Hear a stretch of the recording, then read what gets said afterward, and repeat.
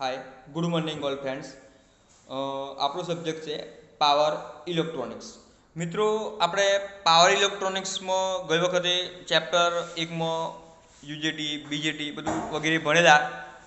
હવે મિત્રો, આપણો આજનો નવો ટોપિક છે પોલીફેઝ રેક્ટિફાયરના સિંગલ ફેઝ રેક્ટિફાયર પરના ફાયદાઓ.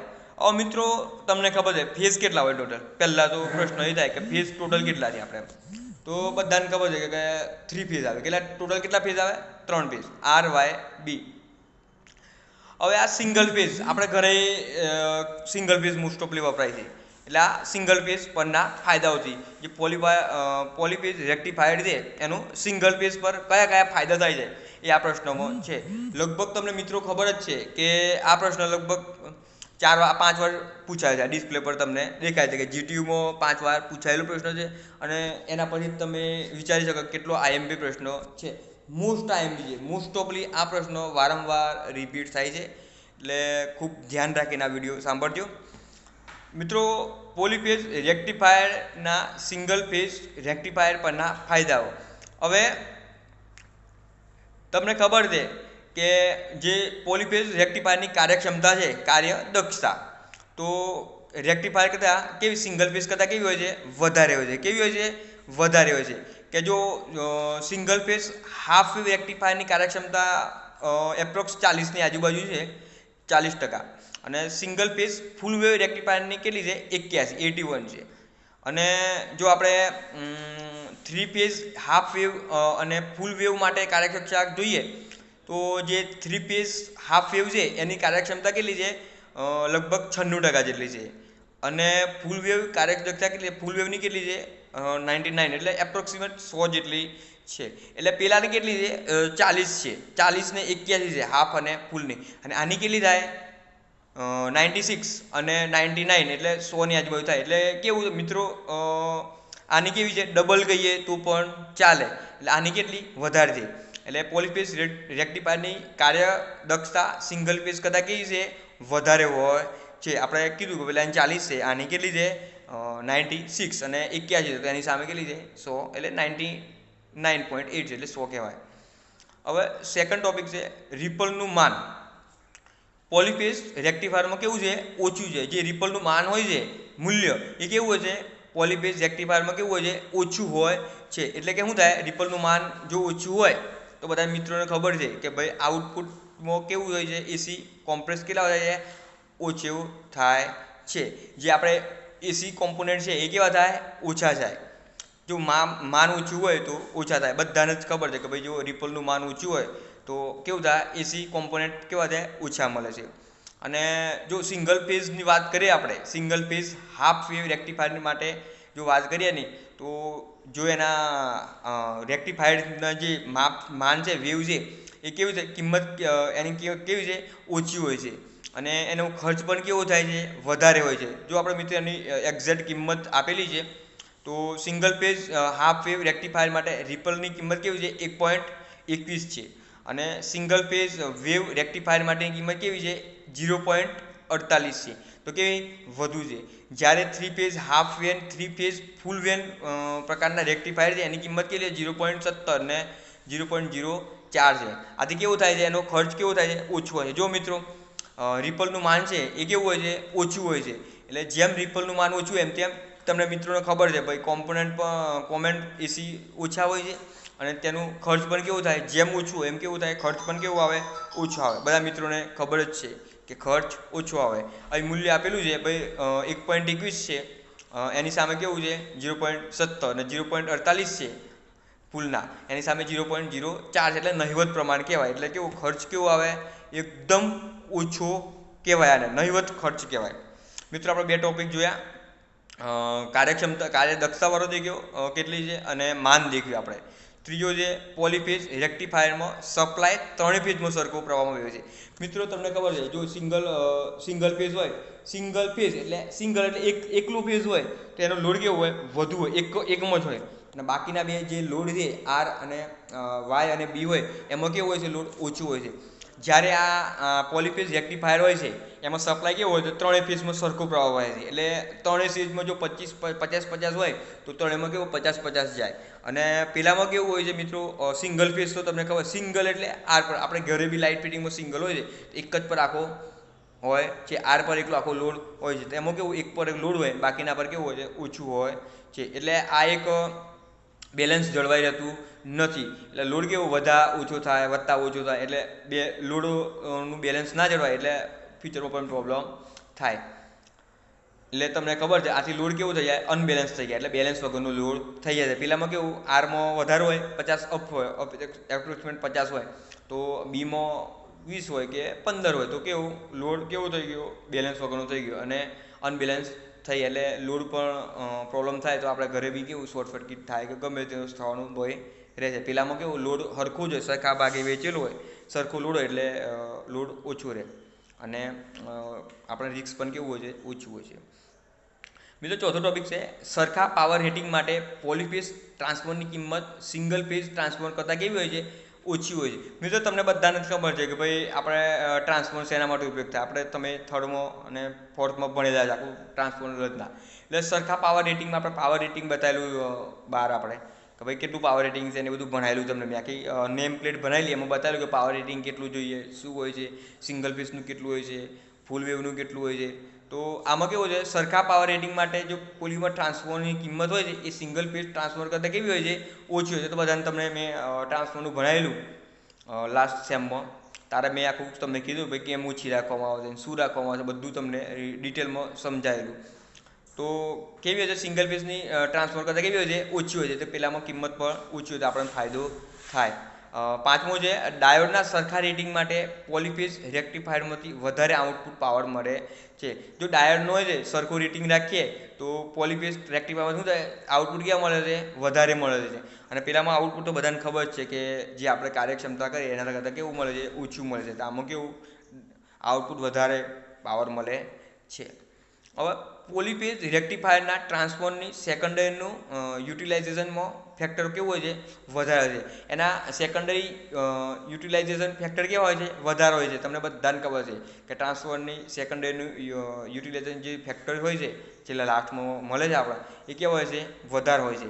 અને પેલામાં કેટલા હોય છે, ઓછા હોય છે. આ મિત્રો આપણે પોલીફેઝ રેક્ટિફાયર ના સિંગલ ફેઝ રેક્ટિફાયર પરના ફાયદાઓ, કે જે પોલીફેઝ રેક્ટિફાયર છે એનું સિંગલ ફેઝ રેક્ટિફાયર કરતાં કયા ફાયદાદાયક છે એ આપણે સમજાયું. કે ભાઈ જો તમે સમજ્યા કે પોલીફેઝ રેક્ટિફાયરનું કાર્યદક્ષતા કેવી છે, વધુ છે. પછી રિપલનું માન પણ કેવું હોય છે, ઓછું હોય છે. એટલે કેવું થાય, ખર્ચ પણ કેવું થાય છે, ફિલ્ડનો ખર્ચ કેવું થાય છે, ઓછો થાય છે. પછી પેલામાં કેવું હોય છે, ત્રણ ફેઝમાં પ્રવાહ કેવો હોય છે, સરખો. અને સિંગલ ફેઝમાં તમને ખબર છે એક જ લોડ પર હોય છે, એટલે એમાં પ્રવાહ કેવો છે, અનબેલેન્સ થઈ જાય.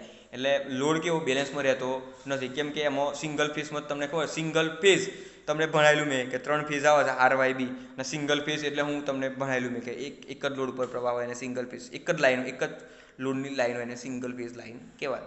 તો કેવું અનબેલેન્સ લોડ હોય છે. પછી મિત્રો સરખા પાવર રેટિંગ માટે શું હોય છે, કિંમત કેવી હોય છે, સિંગલ ફેઝ કરતાં કેવી હોય છે, ઓછી હોય છે. એ મેં તમને સમજાયેલું. ડાયોડના સરખા રેટિંગ માટે પોલીફેઝ રેક્ટિફાયરમાંથી વધારે કેવું આઉટપુટ પાવર કેવું મળે છે, વધારે મળે છે. અને સેકન્ડરી યુટિલાઇઝેશન ફેક્ટર પણ કેવા હોય છે, વધારે હોય છે. આ મિત્રો થયો પોલીફેઝ રેક્ટિફાયરના સિંગલ ફેઝ રેક્ટિફાયર પરના ફાયદાઓ. મોસ્ટ ટાઈમ પ્રશ્ન જીટીમાં પણ 5 વાર પૂછાયો છે, એટલે મિત્રો થોડું તૈયારી રાખજો. અમે હવે મિત્રો આપણો નવો ટોપિક છે પોલીફેઝ રેક્ટિફાયરના ઉપયોગો. હવે મેં તમને ઉપલા ટોપિકમાં કીધું કે પોલીફેઝ રેક્ટિફાયરના સિંગલ ફેઝ પર ફાયદા કીધા છે. મેં સિંગલ ફેઝની સરખામણી કયા રીતે ફાયદાકારક છે એ મેં તમને સમજાયું આગલા ટોપિકમાં. હવે નવા ટોપિકમાં તો પોલીફેઝ રેક્ટિફાયરના ઉપયોગો છે, કે પોલીફેઝ રેક્ટિફાયર કઈ રીતે ઉપયોગી થાય. તો મિત્રો તમને તો બધાને ખબર છે, કે તમે બધાને ખબર છે કે ભાઈ પોલીફેઝ રેક્ટિફાયરનો ઉપયોગ કઈ જગ્યાએ થાય. તો પહેલો છે ઇલેક્ટ્રિક ટ્રેક્શનના મોટા રેટિંગની ડીસી સિરીઝ મોટરનો. જે ડીસી સિરીઝ મોટર હોય એમાં શું થાય છે, ટ્રેક્શનમાં આ ઉપયોગ થાય છે. અને આ માટે ટ્રેક્શન સબસ્ટેશનમાં પોલીફેઝ રેક્ટિફાયરનો ઉપયોગ થાય છે. કયા? તો ટ્રેક્શન સબસ્ટેશનમાં પોલીફેઝ રેક્ટિફાયરનો. જ્યાં ઇલેક્ટ્રિક મોટરના રેટિંગની ડીસી સિરીઝ મોટરનો ઉપયોગ કરવામાં આવે છે, ત્યાં આગળ જે ટ્રેક્શન વાપરવામાં આવે એમાં શું ઉપયોગ થાય, પોલીફેઝ રેક્ટિફાયરનો ઉપયોગ કરવામાં આવે છે. હવે સેકન્ડ છે, તમારા ઘરે બધાને ઘેર ટીવી અને રેડિયો હોય છે, તો તમને ખબર છે અવાજ કઈ રીતે આવે એનો અવાજ. તો આ બધું કેવું થાય છે, એસીનું ડીસી થાય એ બધું શું થાય છે, રેડિયો અને ટીવીના ટ્રાન્સમિશનમાં ઉપયોગ થાય છે. એ ટ્રાન્સમિશન થાય છે જે એમાં શું આ પોલીફેઝ રેક્ટિફાયર હોય છે અને તે ટીવી અને રેડિયોમાં પણ ઉપયોગી થાય છે. થર્ડ છે મિત્રો ઇલેક્ટ્રિકલિસિસ, ઇલેક્ટ્રોફ્લોમિંગ અને ઇલેક્ટ્રોપ્લેટિંગ જેવી ઇલેક્ટ્રોમિકલ પ્રક્રિયામાં વધારે ક્ષમતાનો ડીસી પાવર વપરાય છે. એ તો બધાને ખબર છે. ઇલેક્ટ્રોપ્લેટિંગ કરીએ, ઇલેક્ટ્રોફોર્મિંગ કરીએ, ઇલેક્ટ્રોલિસિસ કરીએ, બધામાં કેવું સારી કન્ડિશનનું અને હાઈ પાવર ડીસી પાવર જોઈએ આપણે. તો જે પોલીફેઝ રેક્ટિફાયર દ્વારા મેળવવામાં આવે છે એ ડીસી પાવર કઈથી આવે, તો પોલીફેઝ રેક્ટિફાયર દ્વારા ડીસી પાવર મેળવવામાં આવે છે. તો ઇલેક્ટ્રોપ્લેટિંગ તો તમે બધા જોયું જ છે. ઇલેક્ટ્રો કેમિકલ, પછી ઇલેક્ટ્રોલિસિસ, આ બધું અર્થિંગ માટે જે વપરાય છે એમાં પણ ડીસી પાવર જોઈએ. એ આપણે કઈ ઇલેક્ટ્રો રેક્ટિફાયરથી મેળવીએ છીએ, પોલીફેઝ રેક્ટિફાયરથી મેળવીએ છીએ. હવે મિત્રો તાંબુ, એલ્યુમિનિયમ વગેરે ધાતુનું ઉત્પાદન બલ્ક ડીસી પાવર વપરાય છે. તમને બધાને ખબર છે તાંબુ અને એલ્યુમિનિયમ જો ઉત્પન્ન કરવું હોય તો હાઈ પાવર જોઈએ. આ બધો પાવર કયો, બલ્ક ડીસી પાવર વપરાય છે. એમાં કેવું હાઈ પાવર જોઈએ, એટલે આમાં પણ પોલીફેઝ રેક્ટિફાયરનો ઉપયોગ થાય છે. હવે મિત્રો હાઈ વોલ્ટેજ ડીસી ટ્રાન્સમિશન એટલે એચવીડીસી લાઇન, એટલે આપણા ઘરે જ જાય. આપણા ઘરે તો સિંગલ ફેઝ આવે, પણ જે મેન થર્મલમાંથી કોઈ બી આપણે થર્મલ પાવર પ્લાન્ટ ભણાવેલું મેં તમને નેક્સ્ટ લેક્ચરમાં, નેક્સ્ટ સેમિસ્ટરમાં, એમાં થર્મલ પાવર સ્ટેશનમાં જે ઉત્પન્ન થાય હાઈ પાવર, એ એક સબસ્ટેશનમાંથી બીજા સબસ્ટેશનમાં કરવો હોય તો એ લાઇન કેવી હોય છે, હેવી હોય છે, એટલે હાઈ વોલ્ટેજ હોય છે, એટલે ડીસી જ વપરાય. તમને બધાને ખબર એસી તો કેવું મોંઘું પડી જાય, એનો ખર્ચ કેવું થઈ જાય, મોંઘો થઈ જાય છે, એટલે એ કેવું વપરાય છે, ડીસી વપરાય. એટલે હાઈ વોલ્ટેજ ડીસી ટ્રાન્સમિશનમાં સેકન્ડરી એન્ડ પોલીફેઝ રેક્ટિફાયરનો ઉપયોગ એસીમાંથી ડીસીનું રૂપાંતરણ કરવા માટે થાય છે. એટલે બધાને ખબર છે જો ડીસી હોય અને આપણે યુઝ તો એસી કરીએ છીએ, તો જો એસી કરવું તો શું કહે, તો પોલીફેઝ રેક્ટિફાયરનો ઉપયોગ મદદથી એસીનું શું થાય, ડીસીમાં રૂપાંતર થાય અને આપણને કેવું સસ્તા ભાવે અને સસ્તી એનર્જી મળી રહે. એચવીડીસી તમને ખબર છે હાઈ વોલ્ટેજ પાવરમાં તમને કેવો ફાયદો થાય છે. હવે મિત્રો છઠ્ઠો ટોપિક છે અલ્ટરનેટર અને સિંક્રોનસ મોટર. એટલે અલ્ટરનેટર અને સિંક્રોનસ મોટરમાં એક્સટ્રેશન માટે તમને ખબર છે પાવરની જે જરૂર પડતી હતી, ઇલેક્ટ્રોમેગ્નેટ અને પોલિફેઝ રેક્ટિફાયરનો ઉપયોગ થાય છે. તમને ખબર છે મિત્રો અલ્ટરનેટર અને સિંક્રોનસ મોટરમાં એક્સાઇટેશન માટે શું પાવરની હાઈ ડીસી પાવરની જરૂર પડતી હતી. એ કઈથી મળે આપણને, તો પોલીફેઝ રેક્ટિફાયરની મદદથી આપણે પાવર ઉત્પન્ન કરી શકીએ છીએ અને એમાંથી મળે છે આપણે.